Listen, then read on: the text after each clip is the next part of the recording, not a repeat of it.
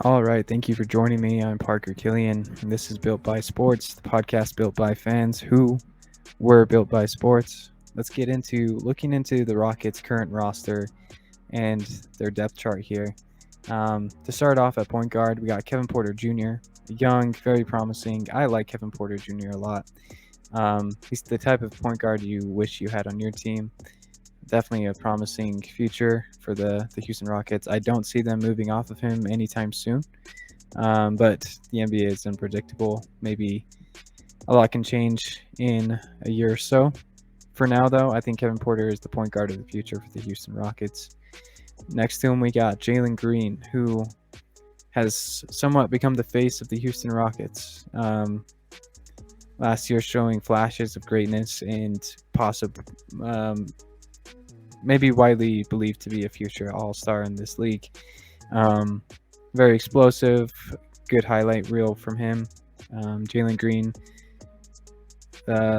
currently the face of the Houston Rockets, and definitely going to be a core piece of their future. At small forward, currently they have Eric Gordon. We're going to talk about how that's going to likely change here in the future and how it should change for the Rockets' benefit. At power forward, we got our rookie Jabari Smith. The Houston Rockets should be ecstatic that they had Jabari Smith fall to them in the draft. Many people were putting Jabari Smith as the first overall pick in the draft. He ended up falling to number 3 to the Rockets. In the summer league, it kind of showed that perhaps Jabari Smith hasn't honed his craft completely and isn't quite ready for NBA. Totally, he still has some rough edges to smooth out, but his ceiling is high, and Jabari Smith should be a force in the NBA for the distant future. At center, what I believe Houston Rockets fans would consider a fan favorite, Alperen Sengun. He's got to be a key piece of their future. So many fans are just loving this guy and what he brings to the court. He can pass, he can shoot, but he plays hard, and he puts his heart out onto the floor, and the fans respect that, and definitely are giving out their love to Sengun. I see him being a future key piece in the starting lineup for the Rockets. He has potential to become a top 3 player out of this current core. Here, he's definitely got a lot of potential to elevate his game. So, Sengun, Jabari Smith, Jalen Green, Kevin Porter Jr., just very, very promising starting lineup already. Eric Gordon is the odd man out in this picture. Eric Gordon, they have him as small forward. He would be a small forward, just a small lineup in general. What they need is more size. What they need is youth, honestly, at that position. They have Jason Tate behind him and Terry Eason, who's promising, and I can see Terry Eason getting a lot of starting minutes this upcoming season. But I believe the Rockets are going to be looking to move Eric Gordon so that they can focus on this youth that's behind him and developing talent. Also, Eric Gordon maybe brings the Houston Rockets a couple wins that they aren't really wanting. They're going to be vying for the highest draft pick possible again this upcoming season. And Eric Gordon doesn't make sense if that's your goals as a team. I could see them moving him for some young assets, maybe a draft pick as well. Nothing big in return. Seeing this as they want to lose quite a few games, not be competitive in this upcoming season. Once they do that, I see Jayshawn Tate stepping up into that role, and like I said, Terry Eason getting some starting minutes to see his potential there. I'm really excited about Terry Eason for the Houston Rockets, actually. He showed out in the Summer League and has a promising future there. Also, let's not forget up at the point guard position.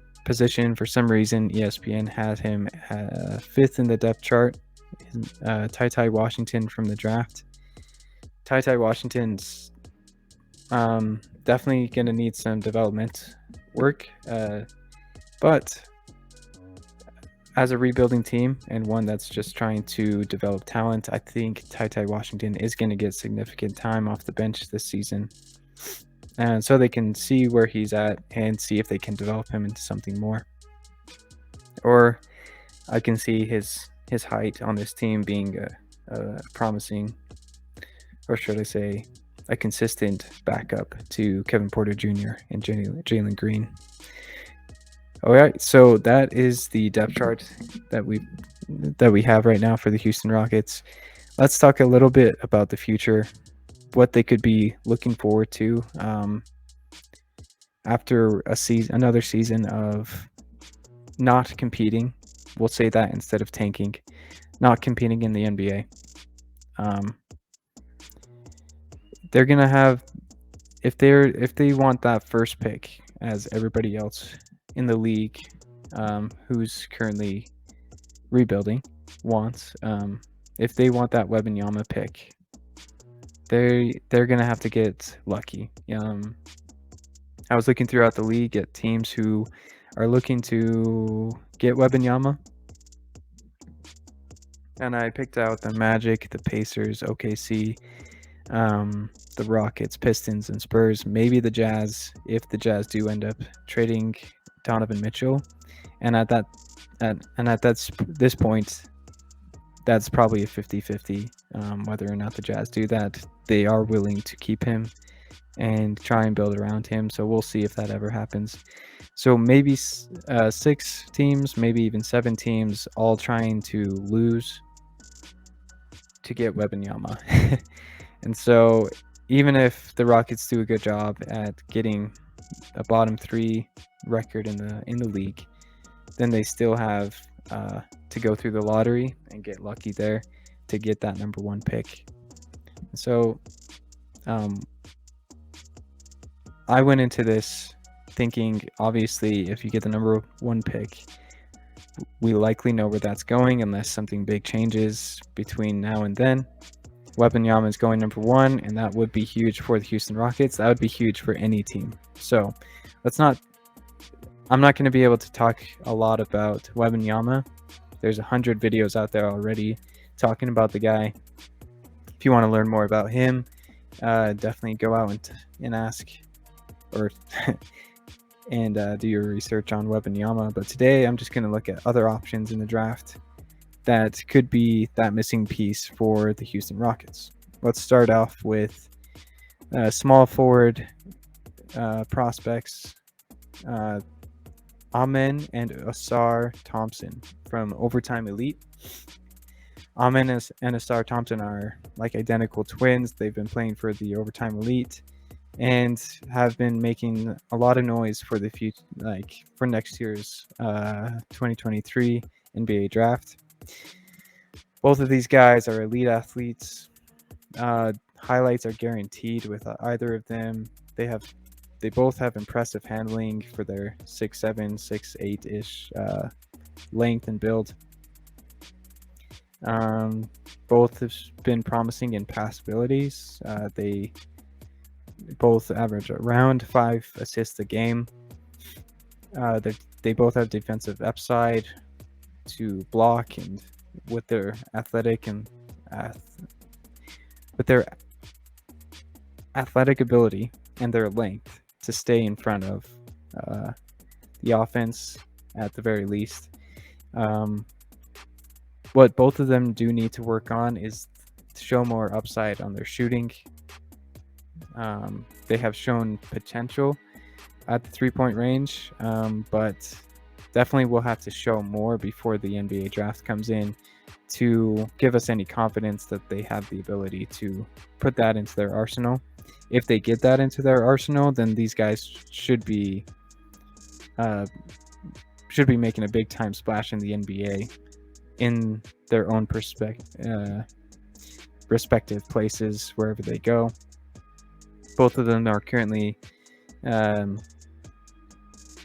predicted to go into the top 6 of the draft. So definitely interesting to see that. Specifically to the Rockets, I could see both Amen and Asar being a good fit. More so, for some reason, I'm seeing Asar being a better fit for the Houston Rockets. He seems to be more of a team-oriented guy. He seems to be maybe a more well-rounded player. Amen is definitely the highlight reel and definitely has the talent. But Asar seems to be more in control, more of a passer, and has more of an overall game.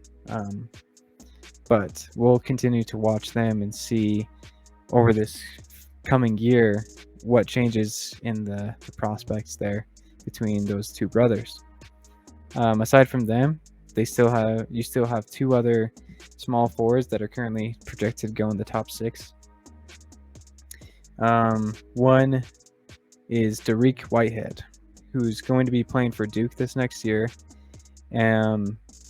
Considered going to be one of the best scorers in college ball this next year. He's explosive off the dribble. He's a pure 3-level scorer. He's got a floater. He can get around people and take that mid-range shot. He's explosive on the dunk as well. He can get up. He's shown a lot of promise in passing and facilitating for a team. And we've seen in the NBA that has been huge to have a small forward that can not only be a 3-level scorer, but also facilitate well enough to get the ball to others. And lastly, we could talk about his defense. At the very least, they're saying that Derek Whitehead should not be a problem on defense at the very least, but even has the potential to be a solid defender in the NBA. He's got a nice size in his body. He's 6'6", and got some good size and strength, so he should be able to hold his position well on defense. So Derek Whitehead, a promising outlook for them. And finally, Cam Whitmore, who's going to be playing for Villanova this upcoming season. Go out and look at Cam Whitmore's highlights. Look at him play. He's super strong, super athletic, great build. He's confident when shooting the 3, and something I noticed when I was watching his offensive highlights was that he has the tendency to demand attention. When he's on offense, the defense seems to gravitate towards him, which is huge. If he can continue to have that in the NBA, then having the pieces around him that he would in Houston with Jalen Green, with Kevin Porter Jr., with Jabari Smith, having those pieces around you and having the defense, forcing the defense to respect you at all times would be huge for the Houston Rockets offense all around. So I like Cam Whitmore from Villanova to the Houston Rockets. I think that is definitely a promising outlook. So I think the Houston Rockets, this is my take.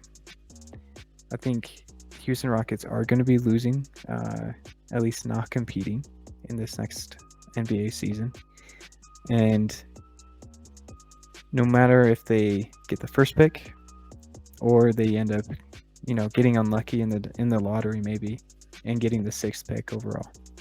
I think the Rockets are going to come away with a small forward player who is going to fit into their roster and jump them up into contention. Not contention for a championship, but playoff contention really early. They're going to be young. They're going to be feisty. They're going to be hungry. And I give the Houston Rockets about 3 seasons from now until they're in the play-in and vying for that playoff position again. So this season, they'll be losing, getting a draft prospect. Next season, they'll be near the play-in, in my opinion, in my guess, I guess. And then by that 3rd season, we're going to be seeing this Houston Rockets team, competing, starting to beat the best teams in league consistently, and making their way into at least the play-in, maybe even that 6th seed, getting into the playoffs. So that's my outlook on the Houston Rockets. I think their future is bright. And if you're a Houston Rockets fan, comment down below. Let me know what your thoughts are. If you're excited about this current roster, I would be. I would definitely be excited if I were a Houston Rockets fan right now.